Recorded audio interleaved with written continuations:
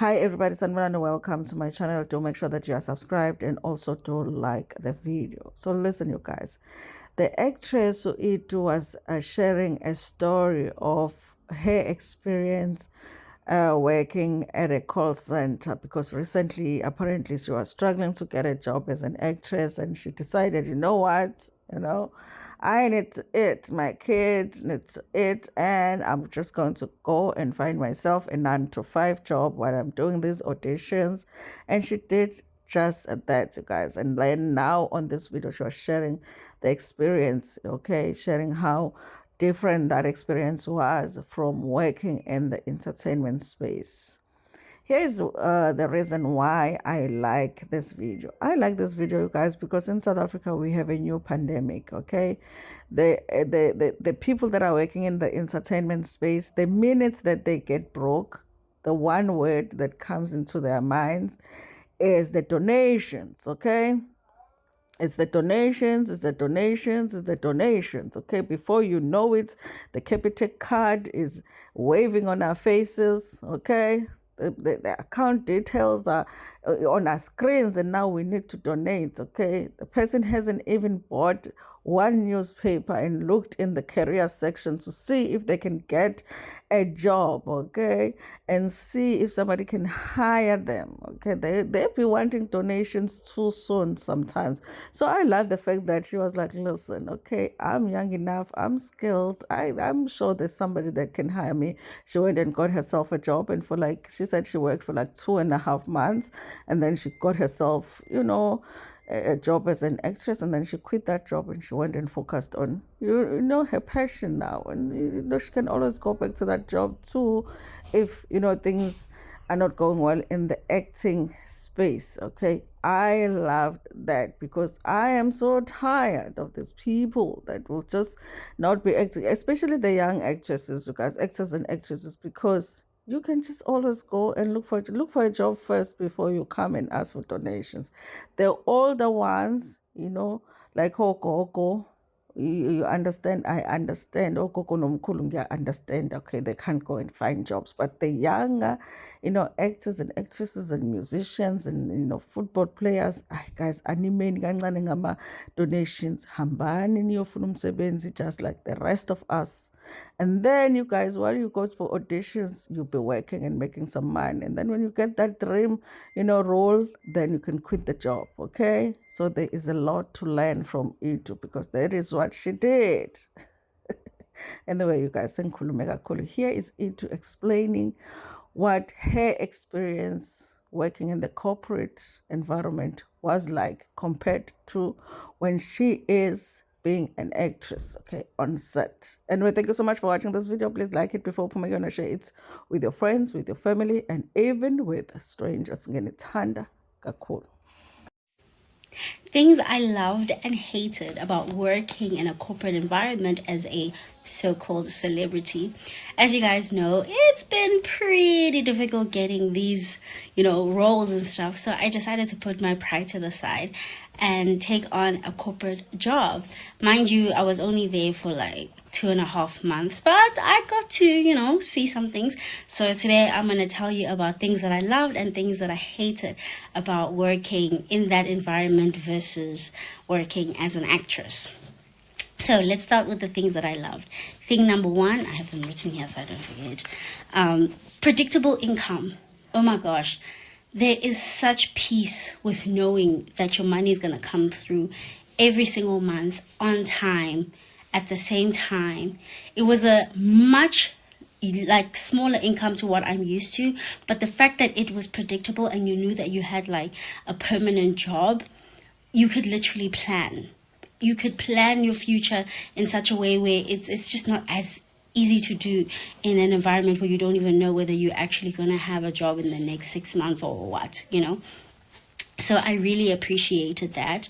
Number two, wearing the same outfit all day. Oh my word.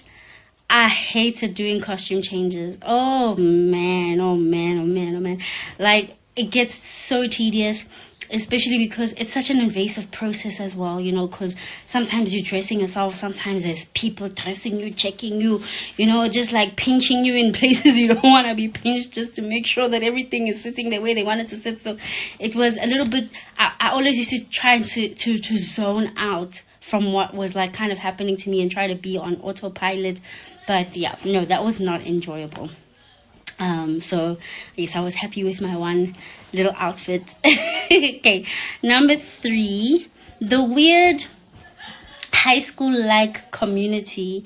I felt like there was like this sense of togetherness that doesn't really exist on like a set, because they, you know, people have such huge egos, and you know, people are brands and stuff. So I mean, like, now that you're in this place, it felt like we were in a classroom setting where we all have a common enemy who's the supervisor or whatever. So people just throwing shade left, right, and center.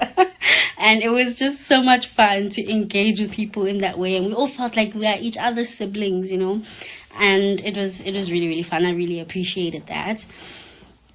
Number 4, independent work.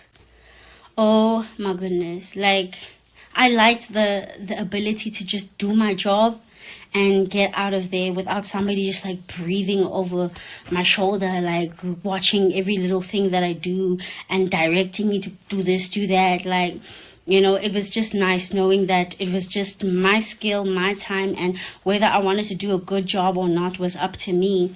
And so it was almost like I was just competing with my own self, which was really, really, really nice. So, and plus I'm an introvert, and I felt like I didn't have to really perform that extroverted personality anymore. So I really enjoyed that.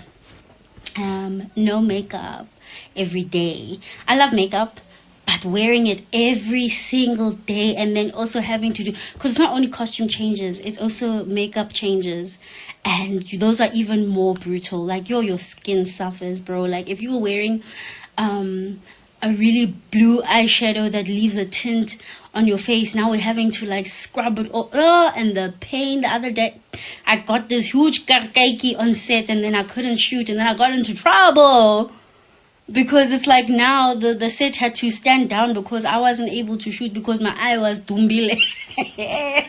Guys, yeah, like, I'm like, how am I even, I got sick. I had no control over that. But anyway, so yeah, they don't consider dumbaring to be sick, so that was like the issue there. It's like, what are we gonna do? We're just gonna wait for it to go down.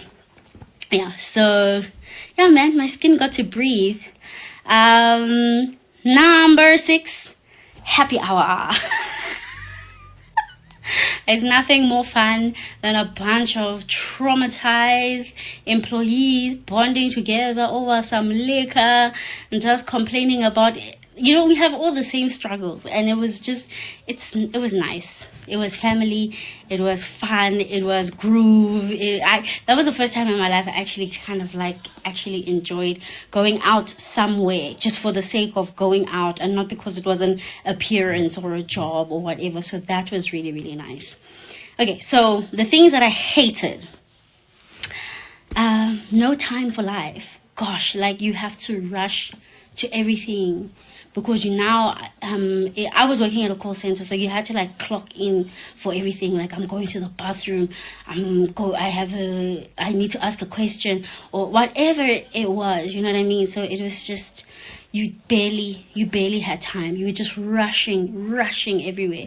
Whereas in television, like, you could literally sit there. You got to work early in the morning and you are only on the 4th scene of the day, so you have to wait for like 3 scenes to happen before your one comes, and you could be sitting for hours, you know, and there's so much that you can get done in that time. Sometimes it got boring, like mind-numbingly boring, because sometimes you weren't really allowed to go elsewhere. You had to stay on the set and you didn't know what to do with yourself. We have this, so we say you hurry up and wait, but I'd rather have that struggle, much rather than you're rushing around everywhere. Number 2, dimming my light. I felt like being in the corporate space, like, you kind of have your place as a person, and you kind of have to just like behave in a way that's predictable for them, and just stay where you're at. Like, don't be extra, don't be showy. And I come from the most extra of spaces. In fact, you had to be extra in order to be seen, and it's the complete opposite in a corporate space. It's like, no, you have to kind of like, just do your work. You get what I mean? And also, like, I felt like it also made other people very, very afraid of their own voice. They could never complain if they were unhappy about something, and that to me was so foreign. Because one thing an actor's gonna do is complain about everything. You got complain about these biscuits are soggy, man. I'm not gonna do this scene because these biscuits just ain't giving. We are so spoiled. We're so spoiled. But it's a different kind of spoiled because, like, we have all of these luxuries, but that's not Mali. But anyway, that's a chat for another day. Okay, so the office politics, yeah, it's not subtle, hey? It is not subtle in a corporate environment. And another thing that's not subtle is the racism. Like, I was shook. Like, that was the first time I actually realized that, oh my gosh, like, I'm black, and it kind of like affects like where I'm at. Like, people are so cliquey. It was hard to find like a multicultural friendship group. Like, the white people were there by themselves, the Indians are there by themselves, the colors are there by themselves. Well, colors and the black people somehow, mixing a bit, but not as much. Like, people were very, very cliquey, and to me that was just, it was so uncomfortable. And not that it doesn't exist in the media spaces. It's just that you don't feel it as much because it's more likely that if you're black, you're on a set where it's majority black people. So you don't even realize that you're just a girl. We separate you, go umubi or umuhle or yeah, hey, looks matter in that environment too. Zaufa. Anyway, number 4, the office lunch dream is a lie. Oh my gosh, like, it is not like in the movies where you're just gonna go sit at a cafe with your girlfriends and chit chat, and then some hot guys, some stud and just gonna walk through, and then he's gonna be like, oh, ladies, take your number. And it does not happen. There's no such thing. You just come there, you pack your lunch, you hope it's warm because there's a huge line at the microwave. If not, just pack things that don't need to be microwaved. And yeah, the boys are, I mean, they don't look like the longa shabalalas of life, but they're okay. They got some face cuts, but they're not gymming as much because it's not a job for them to gym, And last one, no real room to grow. These are permanent jobs, so somebody either has to leave or die for the position to open up. And so that makes people kind of shady. Hey, people be wanting to get you out or poison your food. But yeah, so hope you like that.